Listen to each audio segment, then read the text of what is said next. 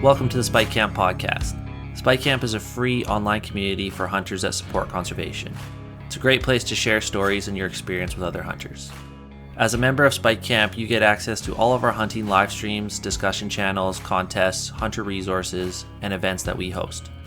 Membership to Spike Camp is free. Our only ask is that you are a member of a hunting or conservation group before you register. Head over to spikecamp.com to join us.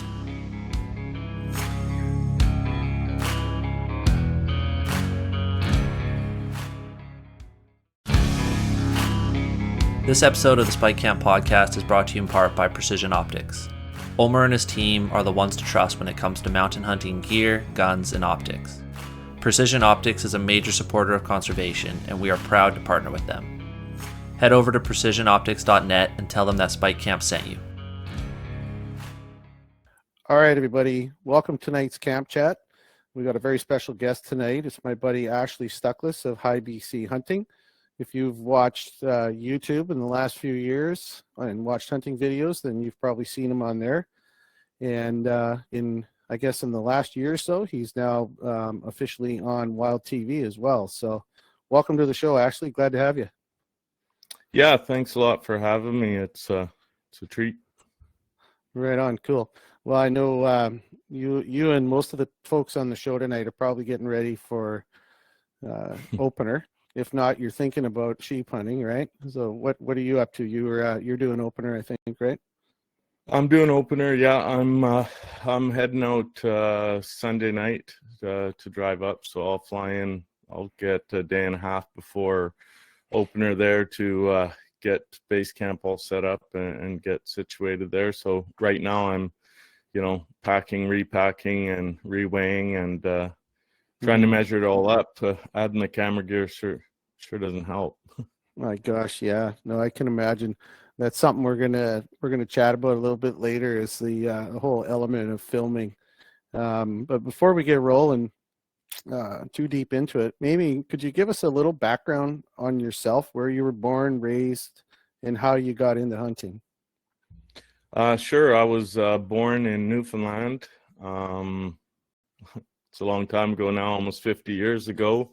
And I got into hunting because, basically that's how we procured all of our protein. The town was only 350 people, so we mainly hunted moose, but some caribou as well, and seal and fish. And so my introduction was really organic. I was just chasing around my dad, my uncles, my grandpa, and they were showing me the ropes, and then spent 10 years in Ontario chasing moose up north, or chasing my dad chase moose. And then I basically got to hunting age in Ontario and got my paperwork sorted, and that changed the meaning because then I was pushing my dad to get out more. And so, and then moved to BC in a small town named Cassiar in 89 actually, and spent 3.5 years up there hunting and learning mountain hunting, and that's where I got the bug. And then I've had periodic breaks from the mountains, and then but I've been in BC for about 30 years now, hunting all over the province. Right on. So where was your first official big game animal taken, Ontario or Newfoundland? Newfoundland. First big game animal, which was a seal in Newfoundland. Really? First big game. Yeah, really. Yeah. We used to, and I love eating seal. It's pretty amazing. It's pretty rich. Can't eat a lot of it, but yeah, I'd go out with my grandpa, and he also ran the trap line as his side gig. Instead of filming videos, he ran a trap line and was a faller for his real job. So chased those guys around, hunting a bunch there, and then in Ontario we got into moose, and then in BC we didn't really focus on deer early on. It was like we were looking for more sustenance hunting, so we were hunting moose mainly. We'd target moose, so then it was hunting all the big game here, eventually evolving into deer and bear and what have you. So back in the Newfoundland days, you mentioned your grandfather and your uncle or uncles and your dad. So those were kind of your mentors, the old traditional family mentors for hunting. 100%. Yeah, those were my mentors. I mean, my dad, first and foremost, but my grandpa especially as well. And then I was included with my uncles. They mentored as well, but that was more of, I got to tag along. Right on. So in those days, did you guys do, like, for moose season, for example, in Newfoundland, did you do like a backcountry camp, or were you able to hunt day trips, or how did that look back then? Well, it varied. We did day trips. Our backcountry setups weren't as typical as our, the wall tents and the way we do it out here. Like I said, actually both my grandpas had trap lines. Both of them had cabins and cabin access. So most of it happened out of cabin and out of boat. We used boat a lot to get up through the lakes and then hunt on foot to the bogs. Yeah. And the moose hunting out there is incredible, right? Yeah, it's the most moose per square kilometer. It certainly was when I was growing up on the planet. So they're plentiful. Yeah, that's cool. So what was your first big game animal, a moose then? No, the first big game animal that I shot was actually a deer, and it was outside of the family element, but just a little 2-point was my first big game animal. Right. And then into moose was my second big game animal. Cool. So what set the hook? Were you born with the hunting hook in your mouth, or was there a point in your life where you were like, "Oh man, this is it"? It was just organic, so I just didn't really understand that there was a decision. It was just what we did. So you did, yeah. And I loved it right off the hop, and I loved fishing and hunting and being in the outdoors. So, I didn't realize how hooked I was getting just organically by doing it. But I think as an adult hunter, the hook got set deepest for me chasing mule deer. Like mule deer are extremely interesting to me, challenging, and once I was doing it alone, like solo hunts or hunt with one buddy or whatever, into the mountains, it really sunk it pretty deep at that point. Yeah, well, I share that passion too. That's one of my that's the one hunt every year. I do hunt with my kids and stuff and some buddies for mule deer, but I like to do a late season solo hunt, even if it's only a couple of days. It's nice because it's usually snow, except for last year. There's snow on the ground, right? And then it was a tough year. And then you just get that sort of, it's the end of the season vibe, and it's like the fourth quarter, third period, right? You're just out there. It doesn't matter at that point. You just want to finish up and have a good time. So I'm with you, man. Mule deer's my jam too. Yeah. So you moved to Cassiar. I guess that would be more than likely for work, right? When you're a young guy, you moved out here. I wasn't at working age at that point. I was in grade 11, towards the end of high school.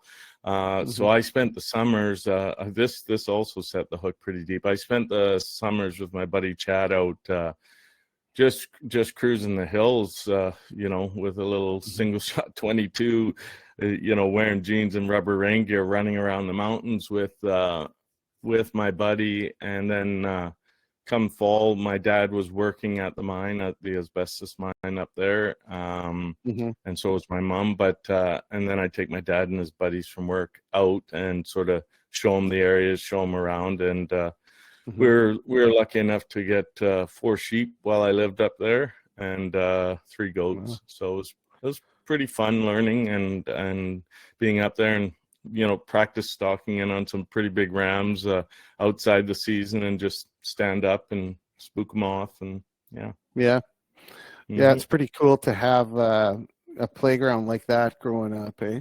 Cassiar Mountains. I can only imagine. I'm jealous. Yeah, it was pretty special for sure. So then, was there? I've never been to Cassiar. I know where it is, and I've hunted up that way quite a bit, but I've never actually been. Was there a school in town then when you were? Oh when yeah, you were young? Yeah. there sure Cool. was. Yeah, we had two schools, but the one main school, and they combined like middle school and high school, and then they had a little elementary school. The mine did a pretty good job, right? We had a little ski hill, and they wanted to make it a good place to live. So yeah, it was pretty good. Nice. Yeah, I didn't know that. That's a cool story. I know years ago when I moved to BC, my uncle, I'm from Saskatchewan, and my uncle was a millwright, and he worked a bunch of different mines throughout Western Canada and the Yukon, but he was in Tumbler Ridge for a long time. And I think he had 4 or 5 hunting buddies that were all from Newfoundland. They were all he called it the Newfie crew, because he had all these guys there, and they were so much fun, man. I hunted with them a few times, and they were just killers too. Like especially moose hunting, it just seemed to be ingrained in their culture and their blood, right? It is, yeah, for sure. Yeah, meat. And I tried some canned seal meat from a few of them. Oh, you did? I was out there. Yeah, it was pretty good. I didn't when I was young. I was, like I said, I was about 20, and I can't remember how it was served to me, but I do remember, like you said, it's good, but you got to be careful with it. You can't eat. Oh, too it's much rich. of it. Yeah, it can really get you. Yeah, for sure. Mm-hmm. Cool. So, tell me about your decision to get into filming your hunts. What was the motivation to start filming your own hunts? I think it was fairly organic to begin with. I just thought, oh, what the heck? Like, people just film their hunts. I'd watched hunting shows, of course, my whole life. And then I was like, oh yeah, like, look at this YouTube thing. And I was following all the BC hunting shows that were on there and really enjoying it. And I was like, well, why don't I just pick up a camera and try this out too? It should be pretty easy. And it wasn't. So it still isn't, no.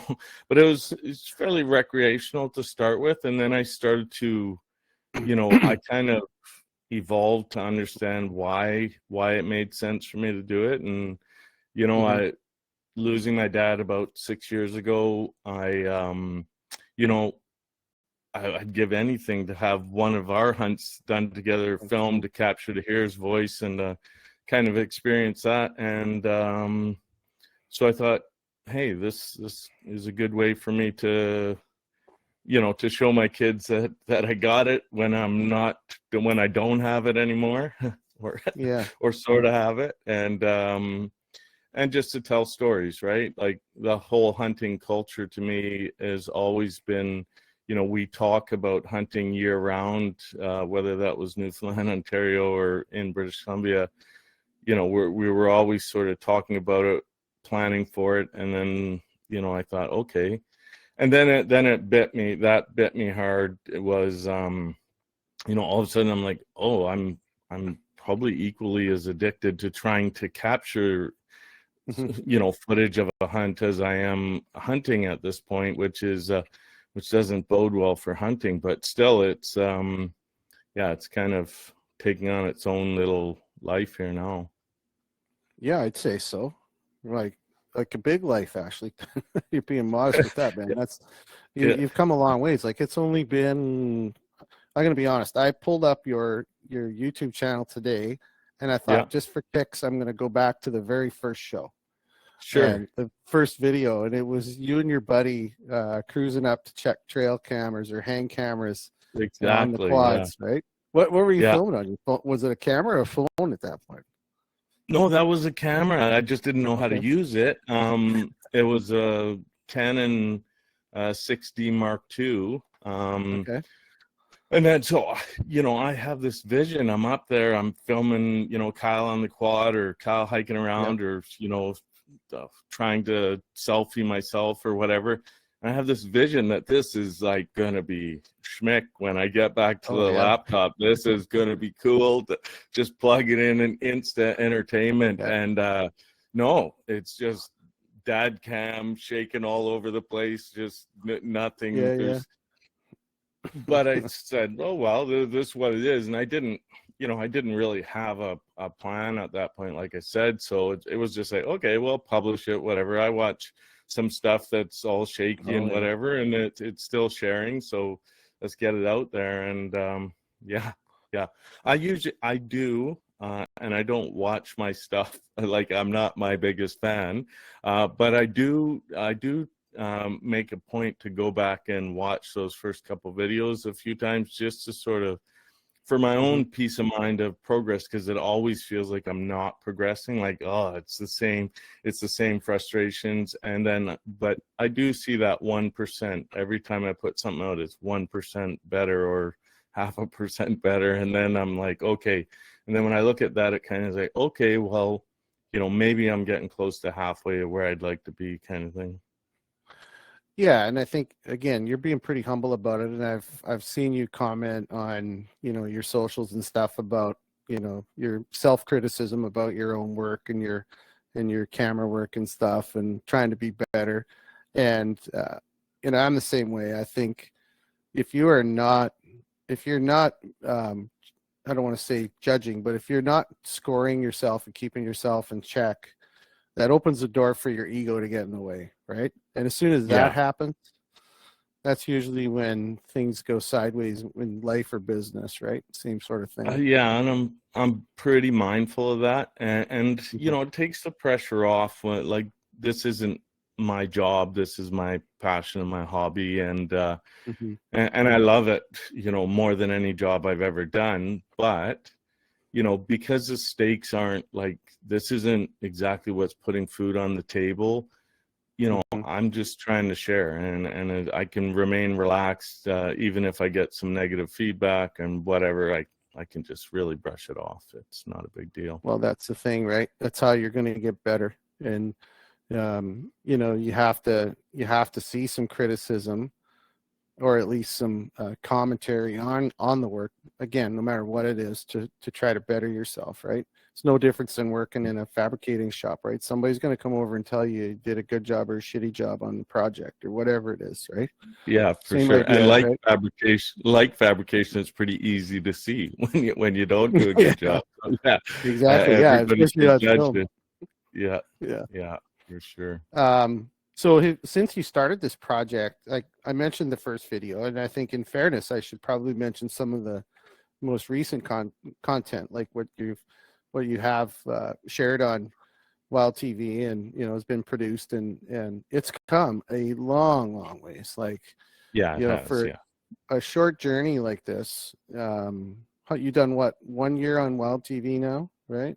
1 year. I put 6 episodes on there, so it was kind of a half season even. And my overall journey's been just over 3.5 years, kind of thing, from never touching a camera other than what's in our phones and stuff, to or an editing software. Like, I edit everything myself, do all the color grading, whatever goes into it myself. So everything's been, hundreds and thousands of hours literally of self-training and YouTube training, and it's pretty handy.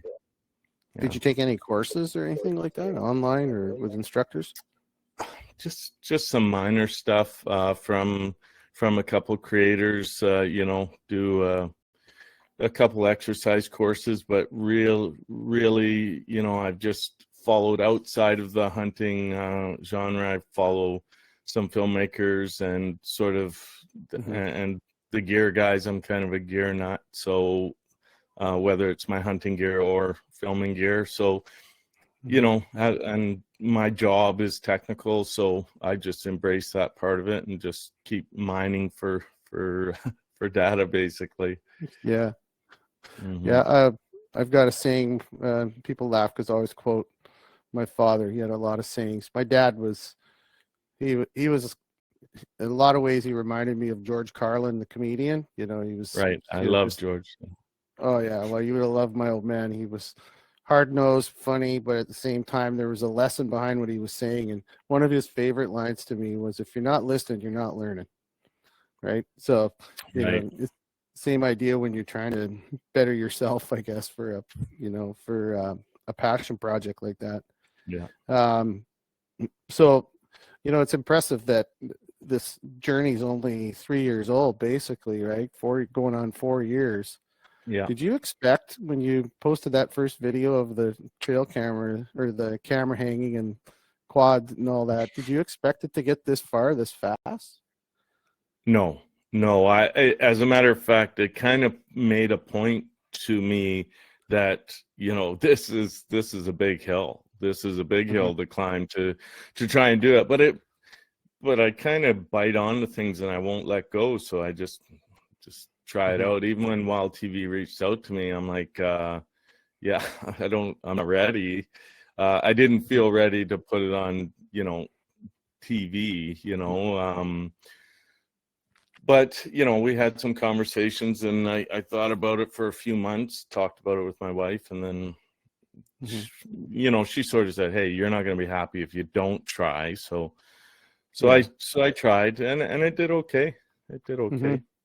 Yeah. So was that a big surprise when you got the call? Yeah, I actually thought it was just a prank. I thought it was one of my buddies that got a lady to give me a call to, I honestly, I was like, yeah, right. Yeah. Okay. Sure, whatever. Sure. Yeah. So email. Oh, it looks official, but I don't think it is. So, but I followed up and then she was laughing at me. And then I'm like, well, I just thought this was a joke and Sorry. Still don't feel ready, but whatever. And then, had some chats with Scott and he helped me get a little bit of perspective. Yeah, that's pretty cool. What a cool story. So one of the things I wanted to touch on was, you see a lot of content creators on YouTube, especially where you can tell they're a lot of young guys filming their own hunts, young people. And, is there a roadmap that you could map out for someone, or some like early tips, things maybe you didn't do that you wish you did, or guidance of any kind? Like, yeah, I really, the best advice I could give, that if you're new and starting out with it and serious, is, don't hold back. You're not going to like much for quite a while. But if you let it out into the world, that sort of lights the fuse, and then you just chase it along, and it drives growth organically that way, because you get some feedback, no matter how bad you think it is, you're going to get some feedback, which is constructive. I mean, even if it's like, hey, your audio, like the second video I put out, I got like 10 comments like, hey, I'd like to watch your videos, even though you're new, but your audio is whack. Yeah. So I was like, okay. So then I, worked harder on audio for the next few videos than I did on the video. And yeah, so I think you just got to push out and do it. And you don't need to start with the best stuff. You'll learn what gear you need as you go. Yeah. You see a lot of, and both from the professional creator side right down to the amateurs, you see a lot of people filming things on cell phones now, and they've come so far. You can get away. You can do a lot of damage with a cell phone, right? You can do a ton of damage with a cell phone, and a couple cell phones with you and your buddy, and an Olin on your spotter, and you can really do a lot of damage. I mean, where the horsepower of these bigger sensor cameras come in is for the low light stuff, for sure. Some of the more artsy, and then the color science. But there's people producing stuff with cell phone right now that destroys what I'm doing on a $7,000-8,000 camera. Sure. Depressing, but true. It's just the way it is. So yeah, and the more you play with that cell phone, there's a lot of deep settings in those phones that people don't see. When I just got back from South Africa a couple months ago here, and my guide, professional hunter, young guy, 30 years old, been doing it for 10 years. He was running like an iPhone, I think it was a 15 Pro Max, and he took all our photos for us, like all our glory shots and stuff. And I'm just like, wow, unbelievable. The work that you can do with a phone, just on the photography side. It's crazy how far they've come. Oh, it's absolutely amazing. Like, you can legitimately, produce a TV quality show. Absolutely. Yeah, for sure. Yeah.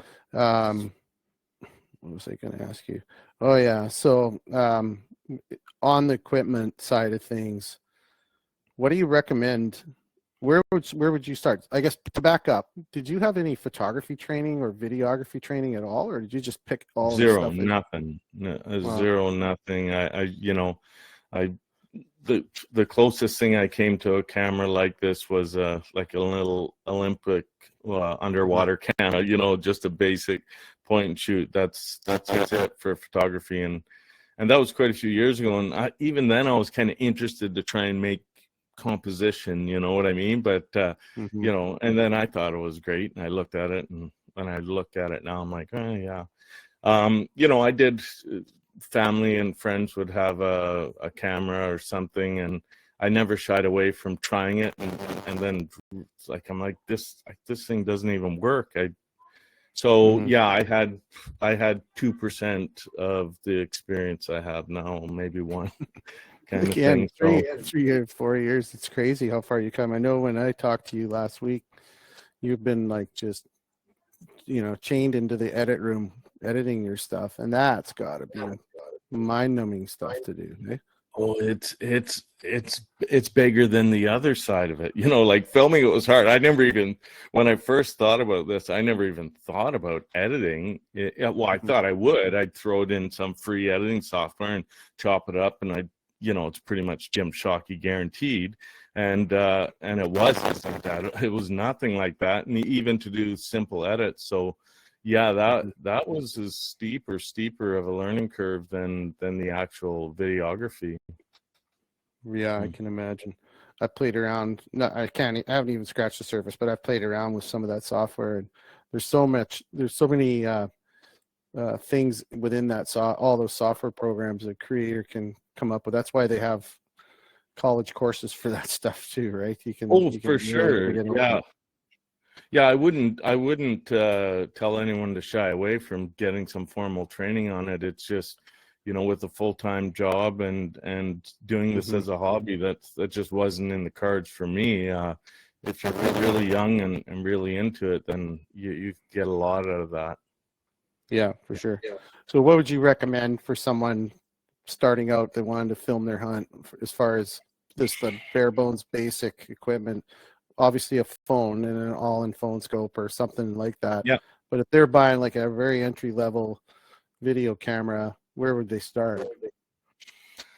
If you're really going, like, I really shy away from recommending like a $600 Sony Handycam, not because it can't shoot good video, because it can. It's because it's too delicate. It can't take any moisture. It's just not. So if you were going to be fairly serious about an entry level, I would look at something like a Sony A7 III as entry, which you can pick up for probably $1,500 or $1,600 right now, and then I would say, get yourself a 24 to 70 lens for it, and then just work at it. Right on. Yeah. I think those handy cams, I've played around with them a little bit, and like they get fogged up super easy, and they may or may not work when you need them to work, right? Yeah, to be honest with you, you can pretty much execute a better film with more reliable gear with an iPhone 15. It's going to take the weather, and you're going to have very comparable quality of footage. It's still a small sensor, so one advantage it has is that it's got some optical zoom to it as well, so you're not just really degrading the quality of the footage as quickly as when you go to 7x on your iPhone and you're dealing with some pretty grainy stuff. Yeah, for sure.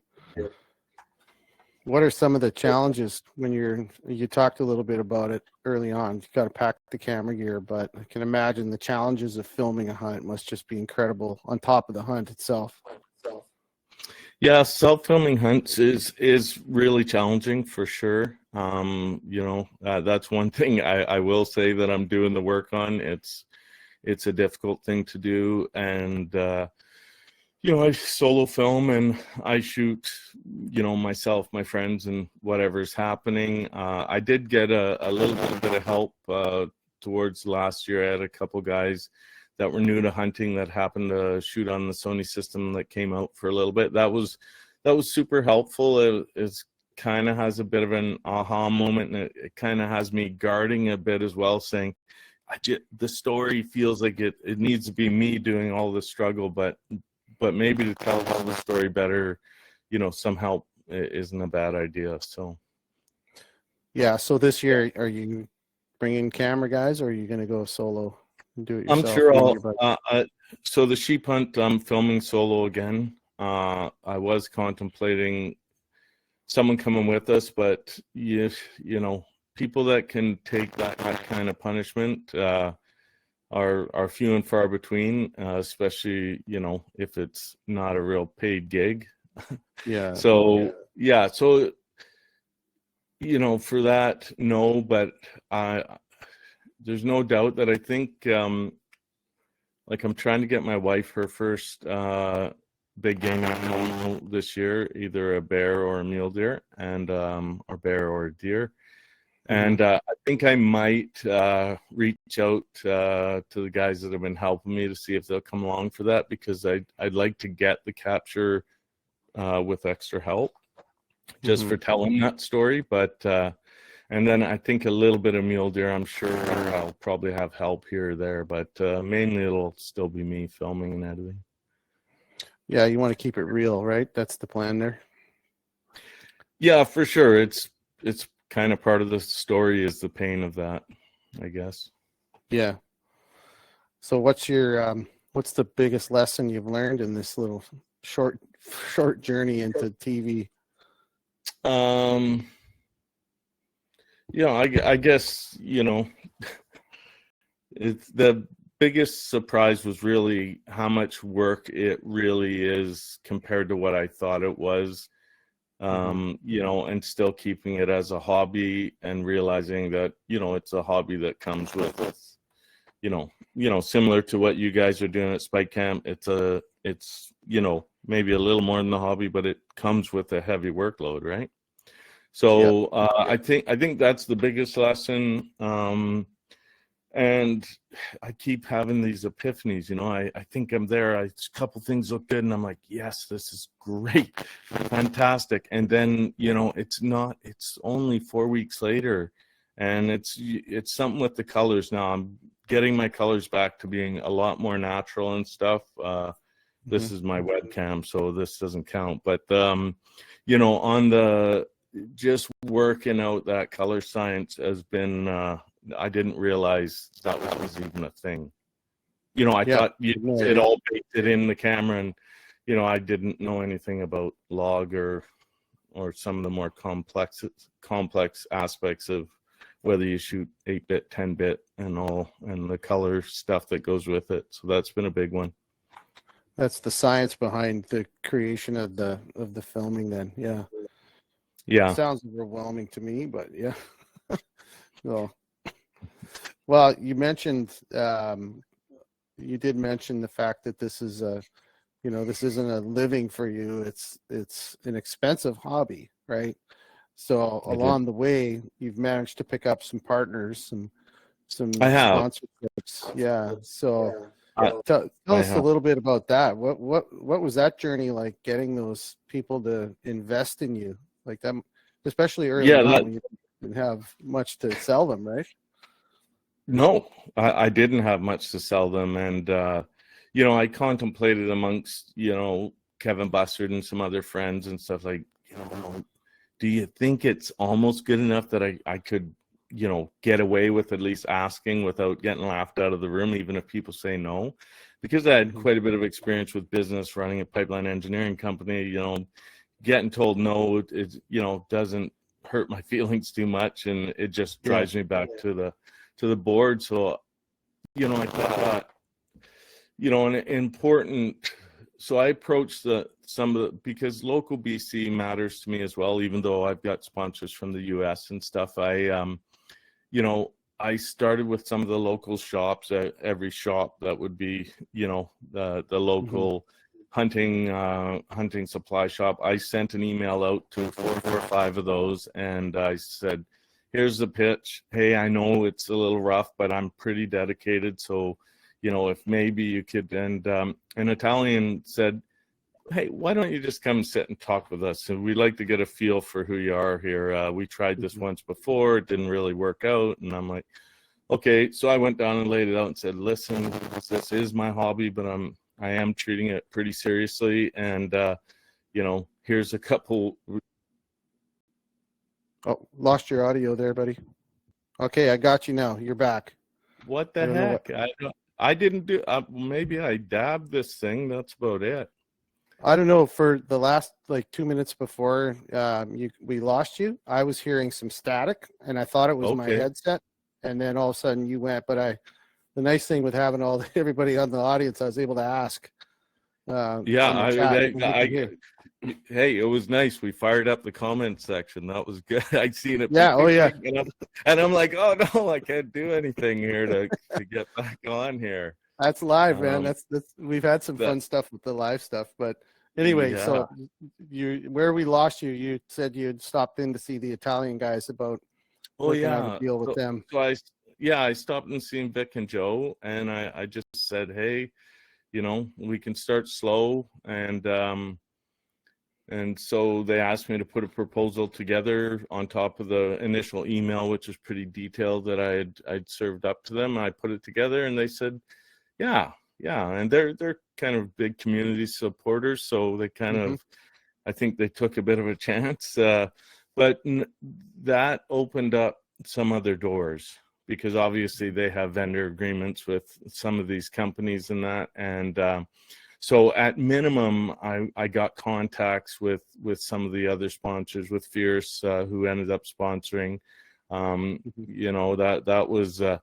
That was pretty eye-opening, to have, a bigger American company quickly followed by Onyx, to be like, okay, well, maybe there is a couple glints of stuff that people are resonating with. So, and then just recently Zeiss has come on board. I sort of had some challenges with my last optic systems and stuff, and I couldn't get to a resolution, so here we go. Yeah, that's cool. So I can only imagine that first proposal to Italian was probably, what do I charge? What am I going to do? What do I put on here? Right? It's just a shot in the dark, right? How is this? Yeah, I'm like, this is worthless. So like, what do you charge for nothing? Like that's the way I felt about it. But I said, let me really square it that I need the help, and let me be honest about that, and I need the help with this because I'm sick of paying for everything. I'm far from out of the red in investment here, but it's just a hobby. So, but I was like, okay, let me be, what do I think the market will bear for something that's at this point? And I hit it. I didn't even have to negotiate back from what I proposed. I mean, I wasn't asking for the whole farm, but I was impressed that I was able to get what I got. Yeah, I mean, gosh, I can only imagine, even when you're starting out, gas money would be fine, right? Just anything. Well, that's it, because now I'm hunting less efficiently. I'm hunting more because it takes more to capture. I'm losing more actual hunting opportunities because of camera gear. I'd filmed at least five bears I could have harvested this spring. 2 that I wanted to harvest that I got footage of. So I had time to set a telephoto lens up on and get footage of them, which would have been my rifle setup time just to not harvest. So, Yeah, it's a lot of running and gunning. Like I burned a lot of fuel before, but now it's way more. Yeah, so yeah, just the success rate of hunting and filming, your success rate of hunting goes down, but your capture on film, you hope, goes up, right? So you've got to balance that. Yeah, you can't have one. You can't have one without the other. Although you do get better at it, it's still you still have to pay the piper with lost opportunities, especially self-filming. But my goal for this year is to cover my gas money and some of the associated hunting costs, and I think I've done that. So that Good. feels good. That feels pretty good. Yeah, exactly. Because at the end of the day, it has to make sense, right? Unless you're just filthy rich and don't care. Well, I'm not. And I do have a partner in crime here with my wife Jamie. So it's all got to make sense for the family, and there's a lot of time commitment the family affords me, and with it comes the money. So I've been kind of selling internally too, saying, okay, well, I can get the books to balance on it, and maybe that's all it ever is, and we'll see. Yeah, you gotta get the internal CFO to buy in, because she's your biggest sponsor. Mine's in the kitchen right above me right now. She's up there. So last thing I just want to ask you one more question about the relationship between sponsors and the creator. If you look at some of the shows that are out there, and I don't want to paint this with too broad a brush, but a lot of shows are all about the shameless plug and the commercialization of the show. The one thing I noticed about your stuff is, first of all, you're using very good gear, and I think that comes with a standard of excellence that you should have if you're going to do this. But how do you balance that commercialism and the sponsors' needs with the content of the show? Because your stuff is real. Like, you're just a guy out there, a resident hunter, fighting the same fights and the same challenges. You're not going on $50,000, $80,000 guided hunts, right? No. How do you balance that with the sponsors?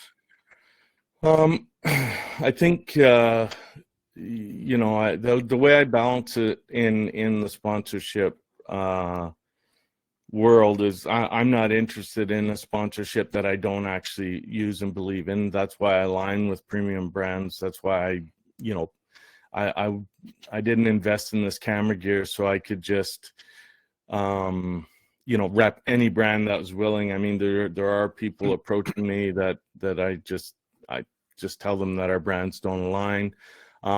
It's hard not to be a shill though. Like, shit, like it's hard because there's and I've been lucky. Like, these guys know I'm sort of new to this, so they've been happy with the content they've seen. I really strive for organic inclusion of the stuff. Like, I really cringe when I look at my Wild TV opener, some of the voiceover stuff with the sponsors. I've just been working, like you said, when I met you for lunch the other day, I've been just in the lab of sort of how to do intros that aren't that nasty to be exposed to. You know what I mean? Like, it's hard balance. I mean, organic inclusion of branding, I wear hats of the people that sponsor me and help me out most of the time, and then the gear's good. So my conscience is clear when I recommend gear, even if it's from my sponsors, because I recommend different gear as well. But if it's from my sponsors, it's because I've done the work. It's based on experience of using gear and knowing what works for me.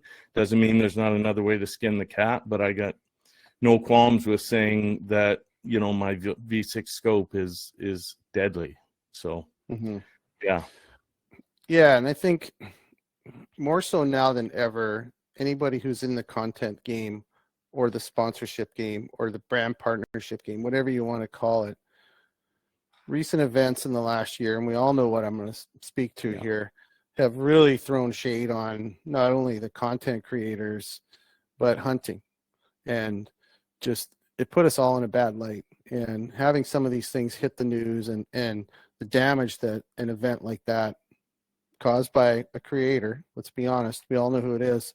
Yeah. It put our whole industry, as the creator side of things, back how many steps, and then, just through all this, like I said, all this shade on hunting. So that just made it more challenging for the rest of us that are in this space. It's just tough, right? So I think the sponsors especially are, you hear it all the time. It's like, oh, well, I had a bad experience, or I got burned, or I'm not doing that. So it's kind of a shame, but I guess that's the reality, right? Yeah, well, for sure. And this is challenging enough regardless of those situations, but I mean, it's hard to convince people to support you regardless, but as soon as there's some situations that are sort of, out of line, that really does sort of buck the tide against you pretty darn hard.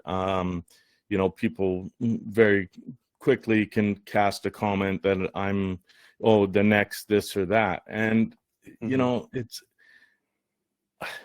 people are going to say what they say, and I'm just not going to let that sort of thing bother me. But the point is that it does change the environment. So, I mean, this spring, based on some of the stuff that was going on, I was sort of like, I got triggered. I was up at the wild sheep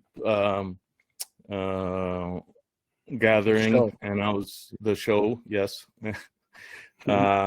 And I bumped into a couple other creators, and then sort of I had this epiphany saying, oh, what the heck is this? We're all doing this similar things.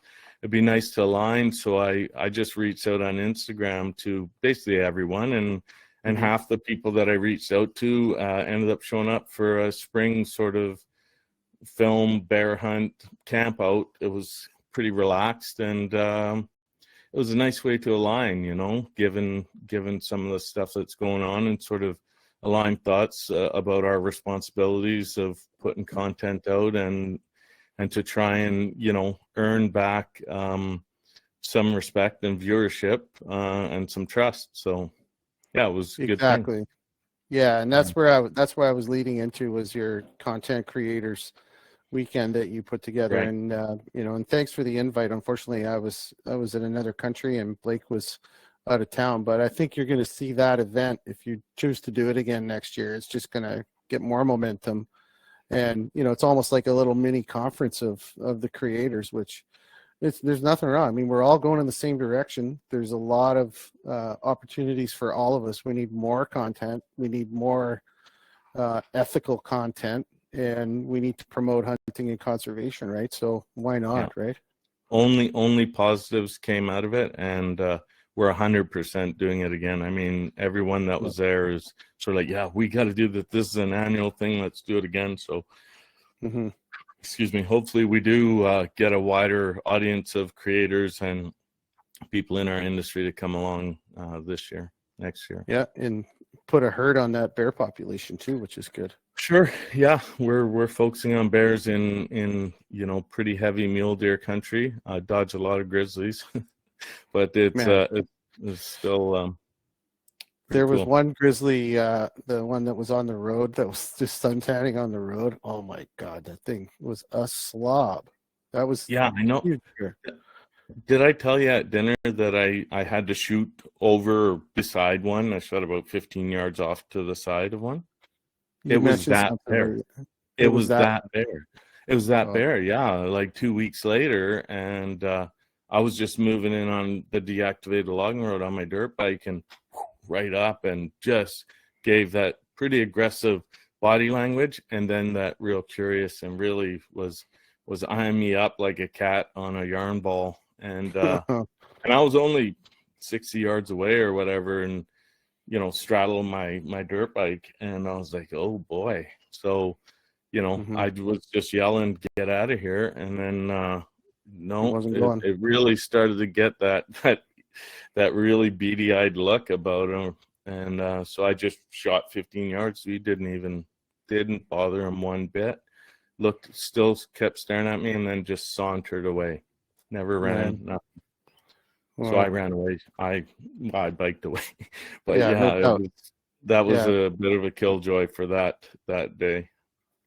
Yeah. I forgot that bear's huge. That's something you don't want to encounter if he's not running away.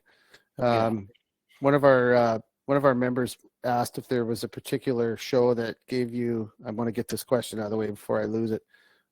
One that really gives you inspiration is somebody that you admire out there that, that you want to kind of model yourself after, maybe. Yeah, I think there's, anyone who watches content on YouTube, if you've seen my stuff, you'll have seen Brian Call's stuff, the Gritty Bowman there. His content is pretty hard to beat. I love BC Backcountry and Beyond. I think their editing and cinematography is absolutely top shelf. I do look at, things outside of the realm of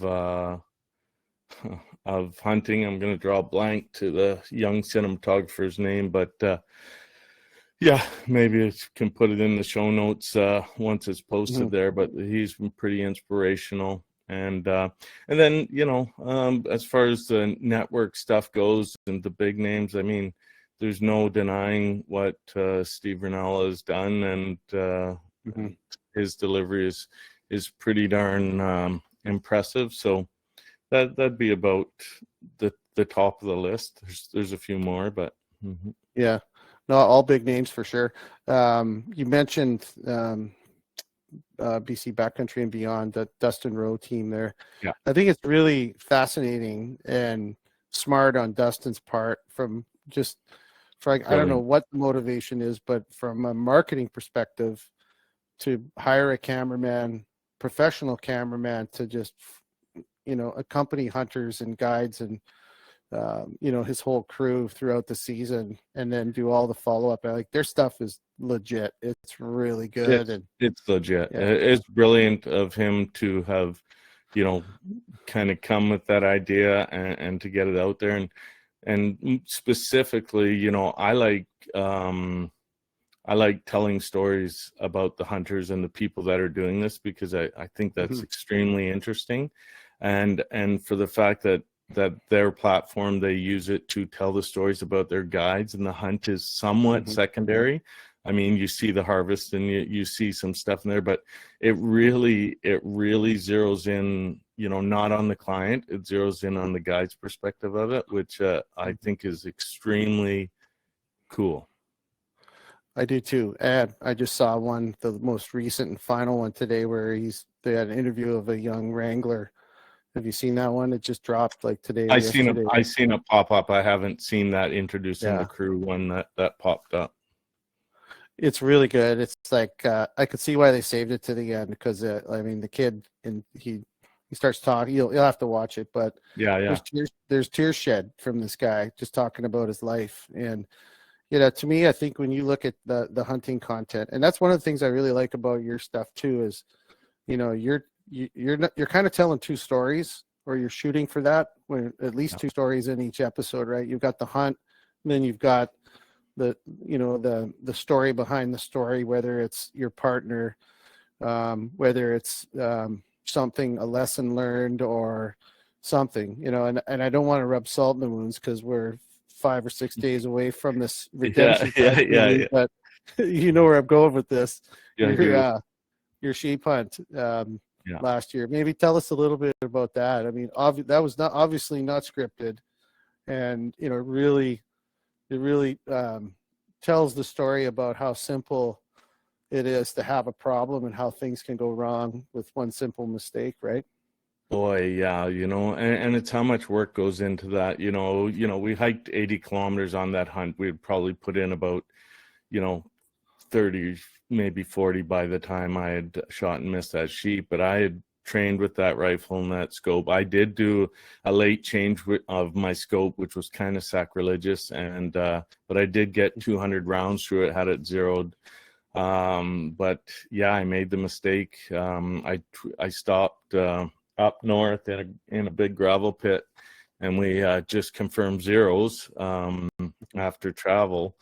And I just had to do a 2-click adjustment there to get my zero bang on. So then I was in the hotel room, the night before the float plane, kiss the scope, boom, baby, she's ready, neoprene cover on, and I'd roofed the turret instead of zeroing out to the bottom, because the scope system only does about a 3/4 rotation from bottom to top of total elevation, and that was definitely the mistake. I cranked her clockwise there, and I didn't pull the neoprene off till the sheep was there. We were on him for half an hour, lots of time, totally calm, no issue.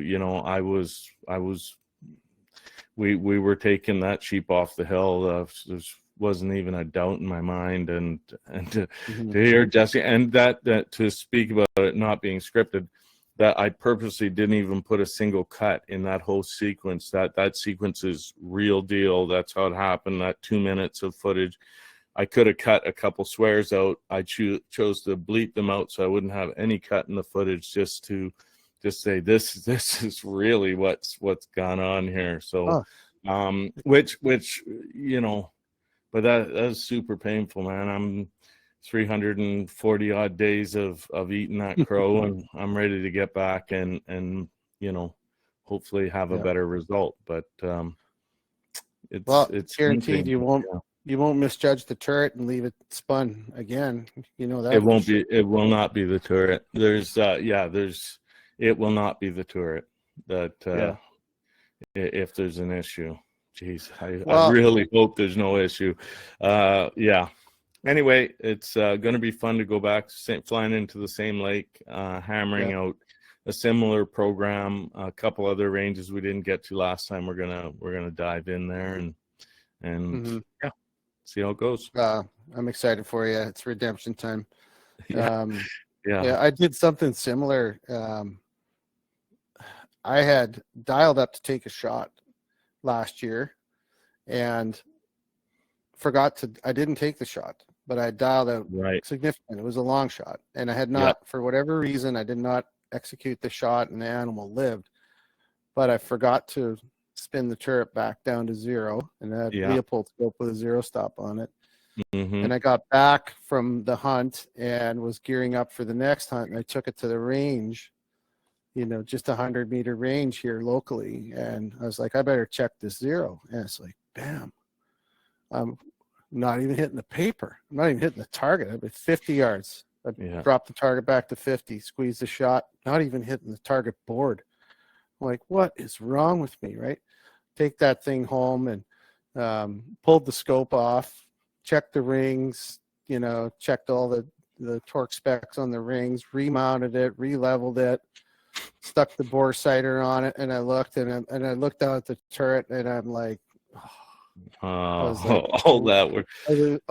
All I had to do was spin the turret to zero, and I was right. Yeah, but that's more common. That's a more common way to have your turret out of whack. Is you're going to execute a shot, or you did execute a shot, and then you've moved on. Now the moment's come on. It's an hour later. You're going to shoot again and wingo. That was actually the story that Jesse proceeded to tell me about a white-tailed deer.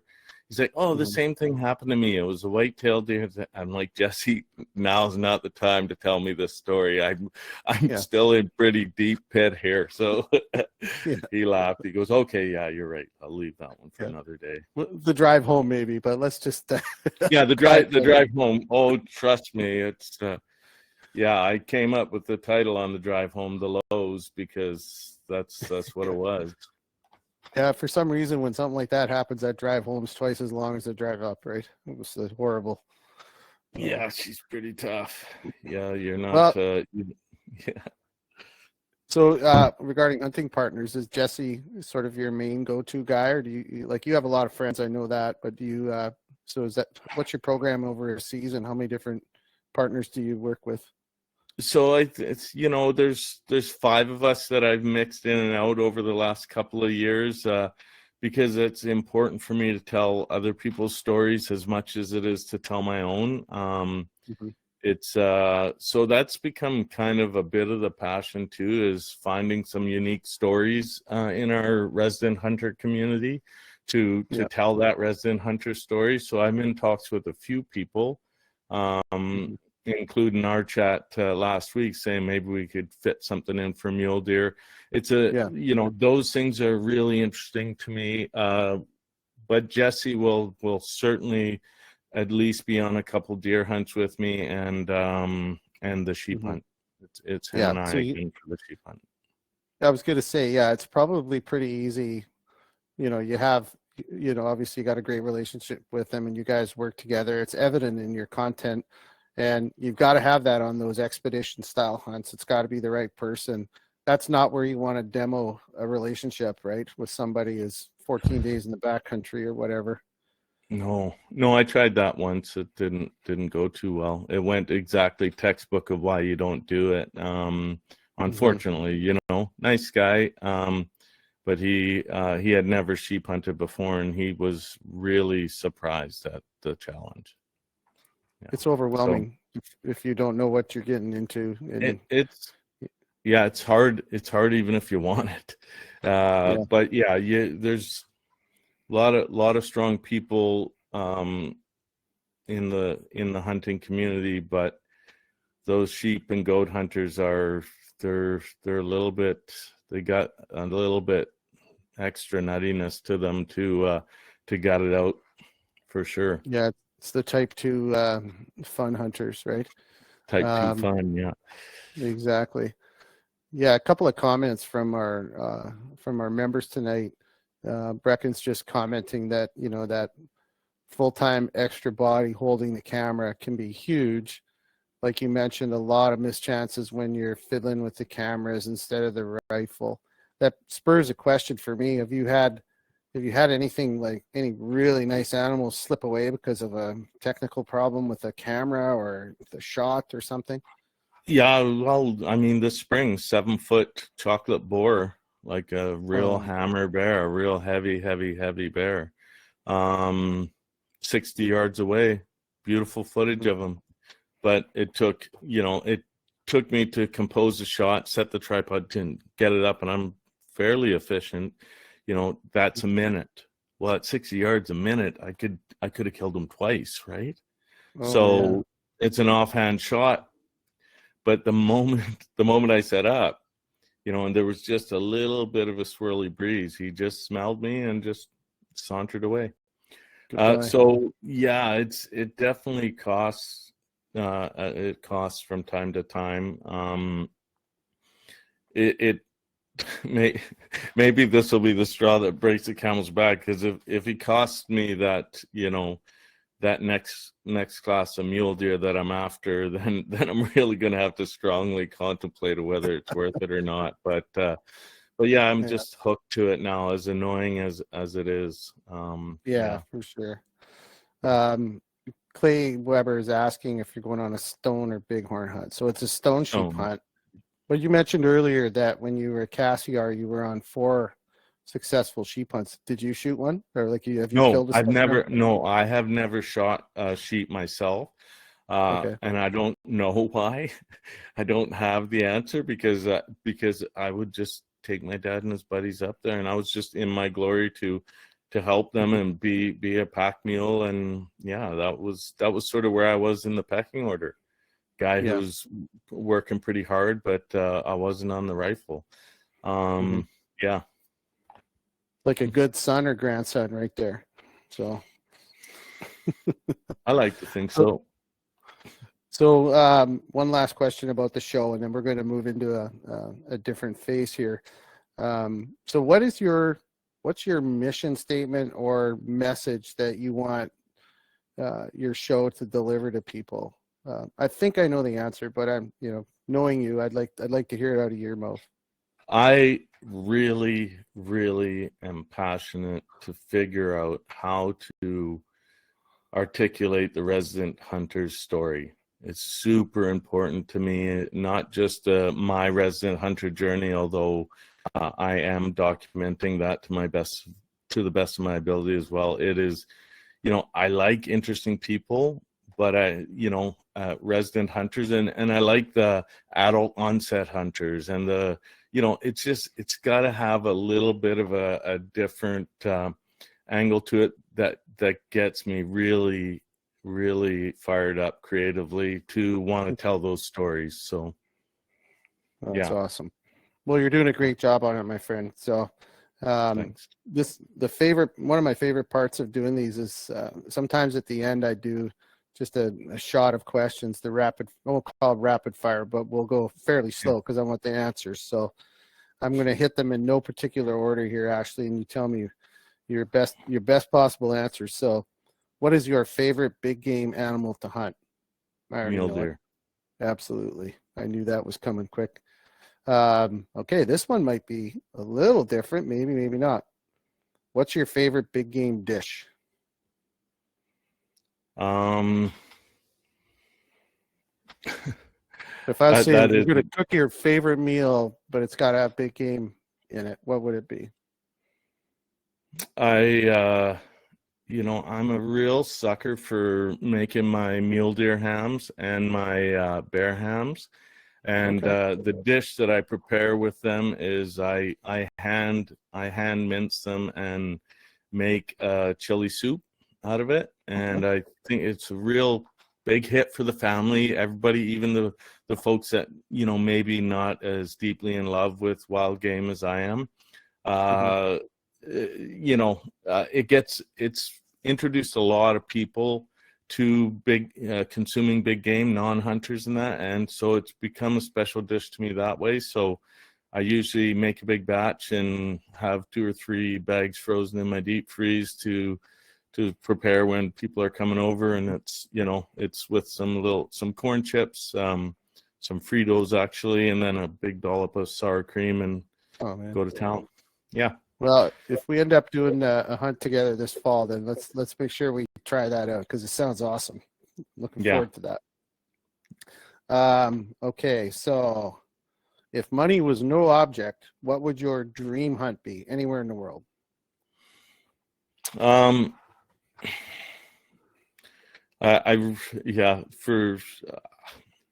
guess if it's like no money's no object, something that's maybe I've even changed perspectives on, but I think a Marco Polo hunt's probably that sort of like, oh my goodness, that seems so unattainable, the pinnacle. Yeah. So I think so. I think a Marco Polo hunt. Cool. Yeah, that's up there on the top of my list. I'm starting to do the international hunting now that colleges and most of the weddings are paid for. I'm going to start spending inheritance because I need to have some fun. Okay, what's your favorite piece of gear and why?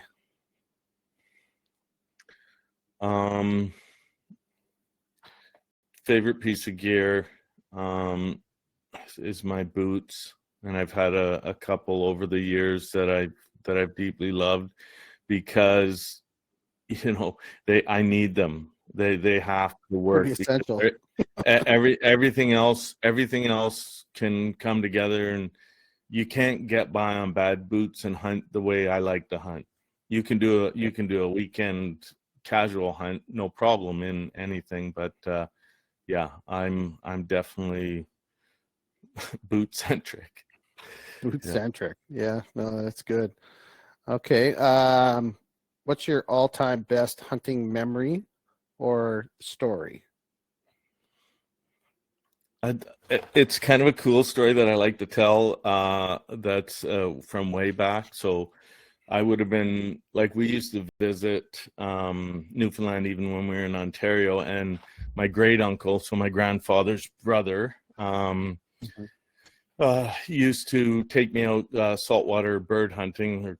They're thin-billed murres, actually. We call them turs in Newfoundland, but so he took me out hunting those, and he put me on the shotgun, so I'm up on the bow, right? You're lopping around, and so it's challenging. It's certainly challenging, but this is sustenance hunting, so I shot and missed, and they're diving birds, so they dove, two of them dove. Mhm. I put my shot like square right between them. And then he said, "No, boy." And he grabbed the shotgun out of my hand, tiller motor, 20 horse Johnson Seahorse in a wood boat, right? Grabs it, cocks the gun, basically slides it up to the trigger. He might have used his left hand briefly just to get back up on, pulled the gun up on his shoulder like this, had the tiller on again. Both birds came up, killed them both. No and I was shit. like, "Yeah, you're my hero." Like he was so slick about it. And then he's like, "Nah, boy, that's how you do it." And it was just so slick. And he probably, if he was being honest, and I talked to him about it a few times when he was around. And but if he was honest, he would say, there was a bit of luck for him to pull that shot off, because we're still in the lop, and he pulled her up, bang, got them both. And I thought, whoa, this is cool. This is, so then it's like, I got to get better. Oh man, that's hilarious. So how old were you? I bet you I must have been about 12 years old, would be my guess at what I was at that point. Yeah. Yeah, because I was living in Ontario, back visiting, and my parents made a point to kind of keep us connected to Newfoundland and our relatives, and we'd go back, and there'd be some hunting or fishing seasons on that we get to do. So yeah, that was a good one. Yeah. So do you go back still? I do, not as often. I with family and things are busy, and so I make it back every 5 years or so at this point, 3 to 5 years. So yeah, nice. Yeah, it's beautiful part of the world for sure. It really, really is, and I'm biased, but it's a special place, special people. Yep, for sure. Well, as you know, and everybody who's on here tonight know, our primary mission at Spike Camp is to promote conservation and line hunters, so we're all pointed in the same direction.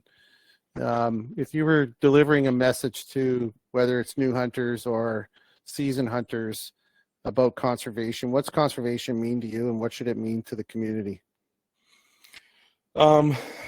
Conservation to me, I view it as something that's very active, even outside of the donation boxes and the supporting the groups that way. Conservation to me is teaching people ethical ways to hunt. It's teaching new hunters, how we harvest things off the land, how we take care of our meat when we do harvest in difficult situations. When I really think about conservation, I think about it as like hunter respect for the game animals and the land that we get to hunt on.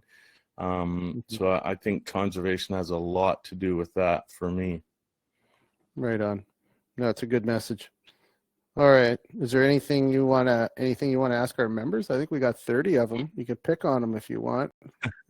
Well, I seen a question there about what the gross weight of the camera gear and battery system is. So, so it just came up a little while ago. So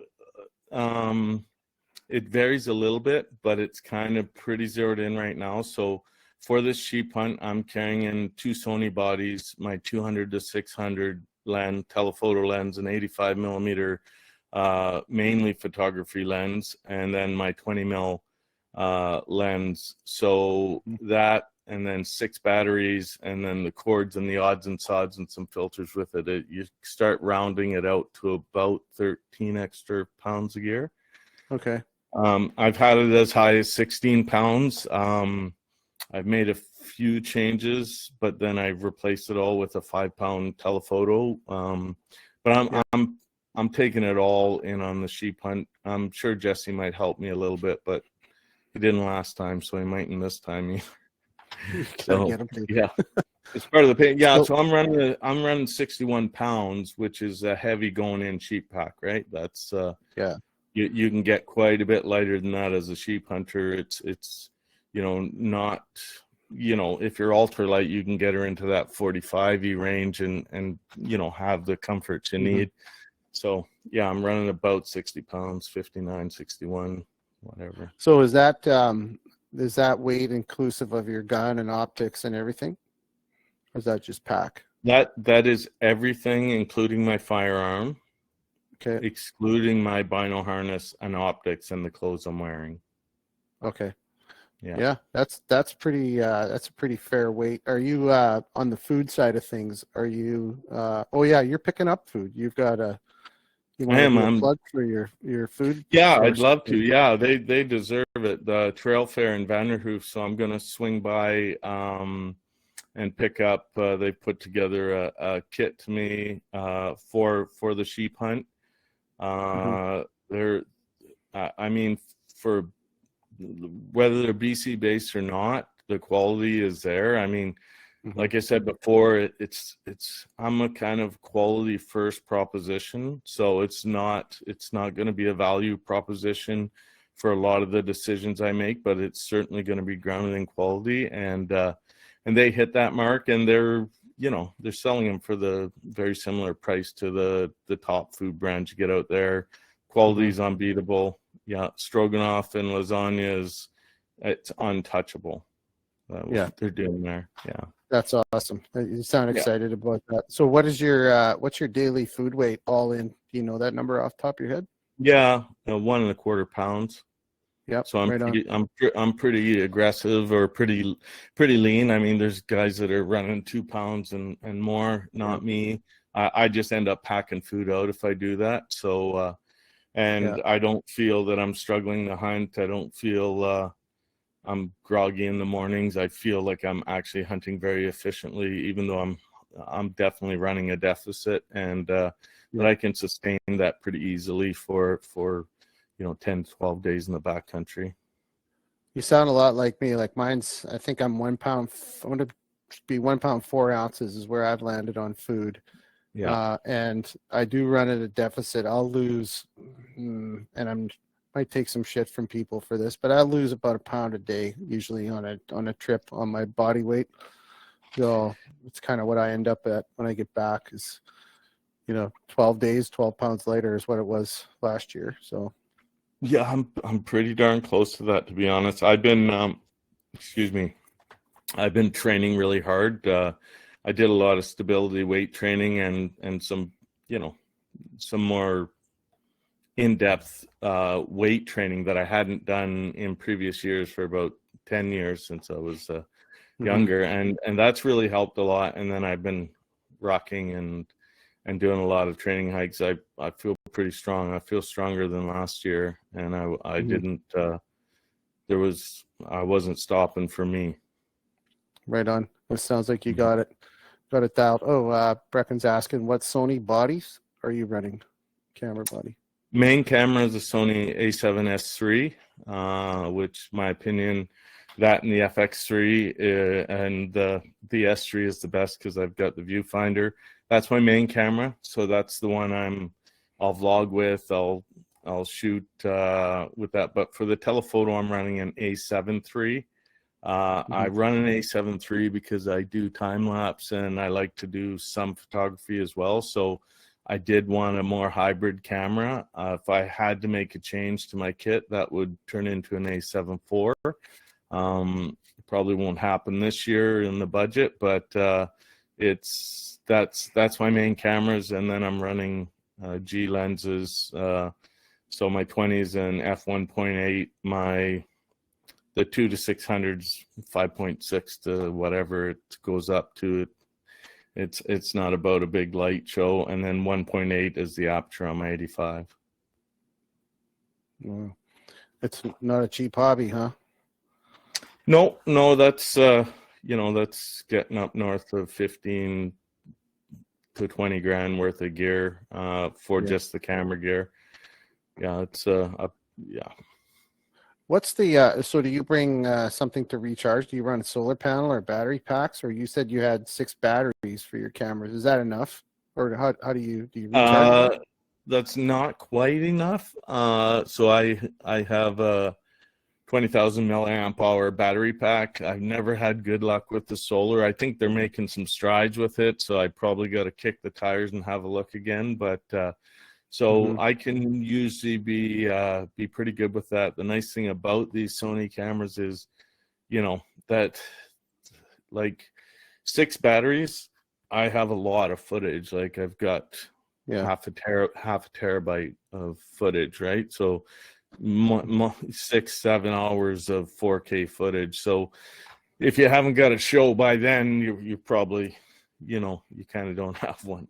So got a lot of B-roll stuff if you don't have content then. Yeah, I like to like, to me it's training too, right? So I actively shoot more than I need, because every now and then I get surprised with some composition or something that I shoot. I'm like, oh, that's neat. That one's I'll capture that one again when I'm mule deer hunting at this stream or this blowdown or root wad or whatever it was that ended up looking pretty good. So yeah, cool. Yeah. All right, man. Well, I don't have any more questions. Is there anything you want to add? No, just I want to say thanks. It's been great coming on the podcast, and this being a live podcast, that's quite an experience. So I just want to thank everyone for the support, the folks that are listening, and the folks that do tune in or going to listen to this on your training hike. Appreciate it. Yeah, that's awesome. So where can we find you? What are the channels and the addresses and stuff? Well, it's High BC is the YouTube channel, and then it's High BC Hunting on Instagram, and the Facebook group's really fun. That's good. It's like 7,500 people. That was a surprise, It's got a good little community there, so that's been fun. And then Wild TV, we're in talks for what's coming up for next year, and yeah. Right on. Oh, we got one more question at the wire. Can you or do you change cards or keep all your material in the camera till you get back? I imagine you burn through cards as you go, right? I run 256 gigabyte cards, so that's a lot of data, but I'll typically so every night I do a little bit of a scan through with my headphones on of the footage I took, just to make sure if audio was blown or something. Like, weird things are happening all the time. Nothing's perfect. So a couple shots, then I'll know I got to re-get. If I really feel that I've ramped up, like I've got the story arc's been built, I've got an animal down, we've harvested it, that card is going into my card protector, waterproof card protector, and then I reload. I have 2 extra cards that I bring for my main camera, so I can shoot well over a terabyte of data if I wanted to. I haven't done that yet, but card failure is a thing, right? I'm not even going to tempt the camera gods by saying anything about it. I've been lucky. I've been lucky.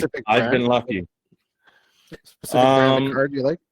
Yeah, I do. I have. I think it's I've settled out on the Lexar Pro grades. They're V60 cards, so I do have a V90, but I don't need it to shoot in the codec that I use.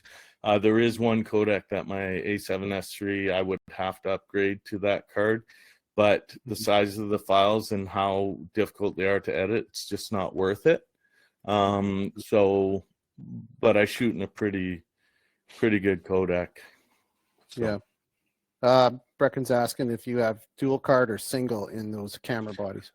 Both have dual, and I can also run dual CFX Express 2 cards in my A7S III, which I've never done at this point. So, right on.